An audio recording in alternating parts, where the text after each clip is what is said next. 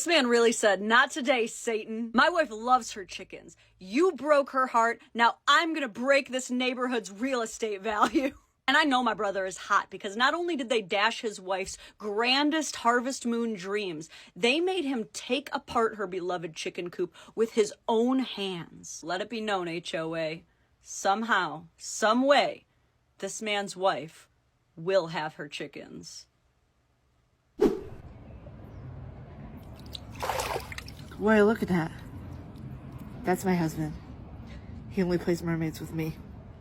People aren't ready to hear this, but this is what peak wife material looks like. So this is actually a very well-known couple. They're Alicia and Scott McCarville, and they gained virality basically for not looking like each other. Basically, she's a bigger girl and he's a fit, athletic dude, and people just cannot fathom this. How, they scream at the heavens as they shake their fists. How could it be the conventionally attractive male could ever marry a plus-size woman? But I feel like this video sums up how. She's funny and she makes him feel good about himself. She's unapologetically goofy and unafraid to be herself. These are the exact same qualities that we should be looking for in a good guy. But also, has it occurred to you that a lot of people actually do find bigger guys and gals genuinely hotter? We've all heard more cushion for the pushin'. Dadvocate famously quoted, "I keep it juicy juicy, I eat that lunch." I've even heard guys say she ain't a lady unless she's over 280. It's like when people tell you that they don't like a food that you love. Like,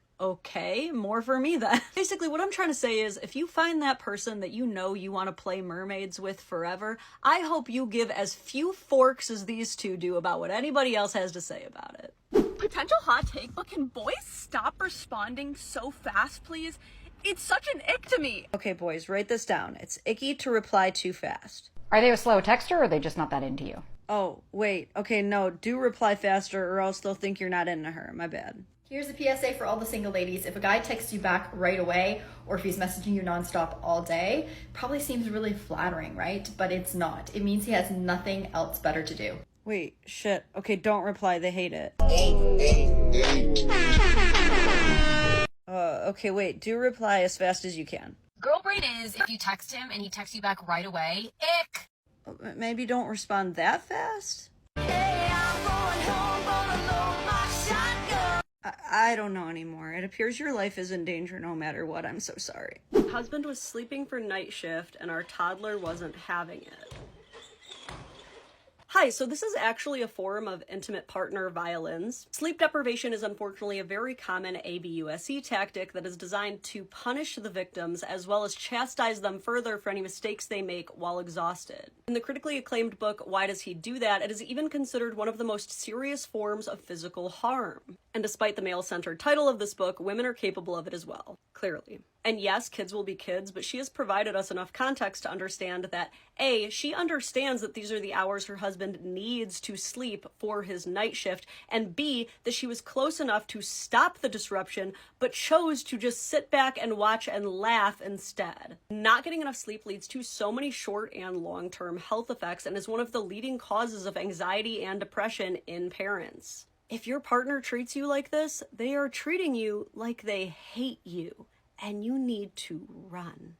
Okay, I don't know if you guys have seen this video yet about this guy who talks about how all he wants for his birthday is to drive about 4 hours away to go to this one specific pizza place, and it just blows up in his face, but let's talk about it. The whole thing ends up turning into this if you give a mouse a cookie saga, except for instead of a mouse and a cookie, it's if you give your wife any authority on a road trip. Because when the wife starts taking over, she starts wanting to do pretty much everything but go to this pizza place. They go on rides, they go do putt-putt, and then they end up eating at Paula Deen's restaurant instead. And it's his birthday pizza trip. Whole time he's telling the story, you can hear her cackling like a banshee in the background. Like, she's loving it. She thinks this is hilarious. The whole weekend comes and goes. This man never gets his pizza. Not a single slice, not a drop of marinara grazed this man's lips. And people in the comments weren't happy. It was basically Spool of Wire Guy Part 2 Electric Boogaloo. The fact she kept laughing shows her true feelings for you. My feelings would be so freaking hurt and she's over there laughing at you. I'm sorry, dude. My heart actually hurts for you. you. It's not about the pizza at all. Now, here and throughout the comments, Zach does insist that it was funny to both of them, and it's not really a big deal, but this is understandably pretty hard for people to believe. There are a lot of people who end up putting themselves totally on the back burner for their families over and over and over again,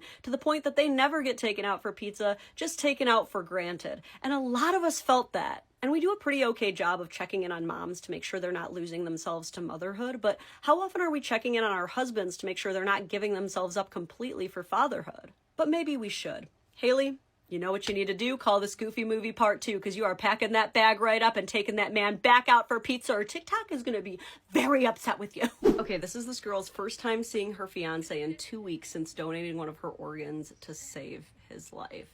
Super sweet, right? What do you think this creator is going to say about it? You donated to who? Fiance? Fiance?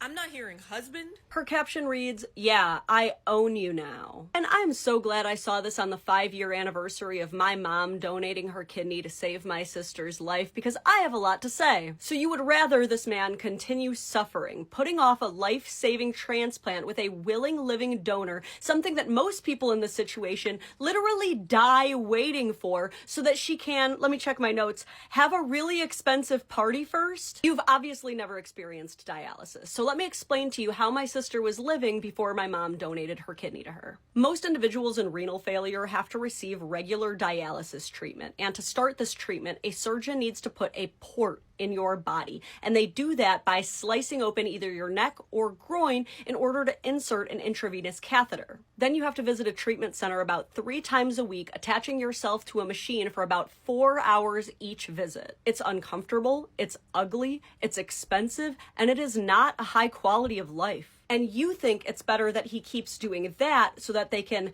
have a wedding. You understand he wouldn't even be able to travel for a honeymoon, right? But you know what? I'm happy for you. I am happy that you have clearly never had to experience watching someone you love suffer and fade away slowly, having to live an absolutely perfect lifestyle to even try to get on a transplant list, a list that many spend years and years waiting on. People who donate their organs are heroes because they know that the person they're donating to doesn't owe them anything, and anyone considering donating is warned about this. If you feel like you deserve unilateral control over someone's life because you donated an organ to them, don't donate your organs. It's very simple. No one's making you do it. But it's very weird that you are shaming someone who literally saved someone's life because she's not traditional enough. Isn't that supporting the patriarchy? Leave her alone. She's a hero. You're some lady being a brat on TikTok. You are not the same. There is officially a new trend where women are completely coating themselves with full body glitter before first dates for the express purpose of outing taken or married men who may be going home to another woman. They're calling it divorce dust. Apparently, in a world where not everyone has joined their local Are We Dating the Same Guy group, women felt the need to get a little bit more creative. And apparently it's working, allowing glitter to truly live up to its scientific name, the herpes of crafts. One woman says, "That's actually how I caught my ex-husband cheating.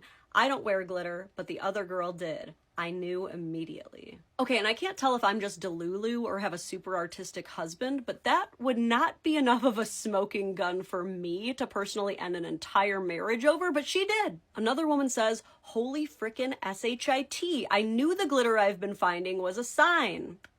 So, either the girlies have opened their eyes to the harsh realities of the world, or the world's worst crafting supply has become even more needlessly relationship ending. So I grew up with an aunt who was a nurse, and she seemed to have some kind of macabre horror story for every single innocent childhood activity that I ever wanted to do. And it feels a little bit like this is now what women are doing to each other in the dating world, because this isn't the only red flag they're now warning each other about. This reminds me of meeting a friend's husband. I gave him a hug and said, "Oh, you smell like the good dryer sheets." My friend said, "So he smells married, huh?" So remember that as a tip on your dates, ladies. Oh yeah, a man couldn't possibly know how to do his own laundry. Red flag. Only women know how to make clothes smell good. Meanwhile, dryer sheet marketers in the comments like, new and improved side piece deterring fabric softener. And I don't know about this one, guys, okay? I know women want to be safe and all, but is covering yourself in non-biodegradable microplastics that were mined by African children and will surely lay waste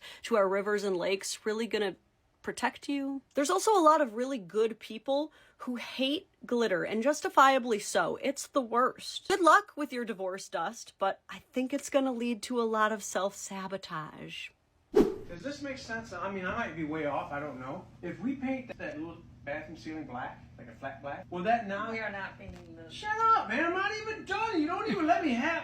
I'm trying to tell you something. The ceiling black. So this dad has an idea for how he'd like to remodel the bathroom, and before he can even get 2 sentences out, he's automatically shut down by his wife. And you can tell that this is old hat in this home by the way he responds. I don't like when couples tell each other to shut up, but you can tell that he is so sick of being treated this way. Like, every idea he has is harebrained, unreliable, moronic. Only her ideas are the good ideas. So I actually looked up what a black ceiling in a bathroom looks like. It's gorgeous.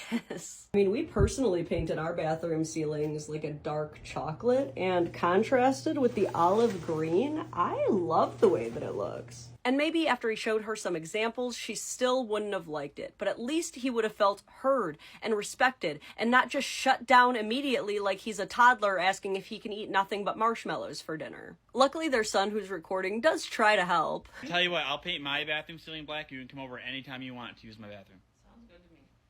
Thanks, son. People, I need to show you something here. Why I married the best woman in the whole world. She made a giant metal T-Rex. She welded this shit. Her name is Regina, by the way. Look at this. I mean, look. Look at the detail. Look at the eye. Look at how beautiful that is. This thing's like 6 feet tall. My wife welded a giant metal Tyrannosaurus Rex. I do not want to hear one more thing about how men are the ones who want you to have fake hair, fake lashes, fake lips. No! They want you to weld dinosaurs. And here's the thing, it doesn't have to be dinosaurs. It doesn't have to be welding. They want someone who's confident and clever and hardworking enough to create beautiful things in life alongside them. We don't know what his wife looks like. We don't even know if her name or the T-Rex's name is Regina. In fact, everyone in the comments was really confused about that part. What we do know is that she believes in creating a better and happier world, and that is something that good men value way more than the superficial stuff. I'm not gonna lie, I'm still incredibly stressed out about how they plan on moving that thing through a standard door frame, but that's a me problem. We love you, Regina, and that man definitely loves you too. You might be wondering how we got into this situation. Let me tell you the story about how this innocent Pokemon card collector almost had his life ruined by this male Karen. Basically, the guy with the locks who goes by Yak9 online was simply trying to buy some Pokemon cards after a restock at 10 in the morning when this Shane Gillis-looking loser steps in and starts completely blocking the machine. And you guys really slayed in the comment section. Snorlax is trying to block this area too? And that is so rude to Snorlax. Put some respect on Snorlax's name. The original clip is very confusing, but luckily Yak9 ends up giving us some much needed context to the situation. Apparently Machine Blocking Guy thought that it was his birthright to access the machine before Yak9 because he was waiting in his car first, and waiting in your car counts as being in line, which no. Once employees noticed the unnecessary disruption, they phoned police, and when police arrived, Machine Blocking Guy apparently started fake being injured, implying that Yak9 hurt him. Now, what in the Caroline Bryant? Now, we may not have seen everything, but we all saw how calm he was. He was showing every restraint to not lay hands on this dork. Luckily for Yak9 and everyone else in the store, Machine Blocker Guy ended up getting arrested. And the whole reason he did get arrested is because of the ultimate hero of this story, a woman named Kaylee. Kaylee is the one who recorded the entire situation when she noticed it going down and stuck around to make sure that police saw that footage. If it wasn't for Kaylee, the police may not have had enough evidence that Machine Blocking Guy was the aggressor, and the wrong man may have been arrested that day. Like Mr. Rogers said, during the hard times, always make sure you look for the helpers, because I don't even think she really knows anything about Pokemon like that, but that day she definitely did her part to catch them all. High five, Kaylee.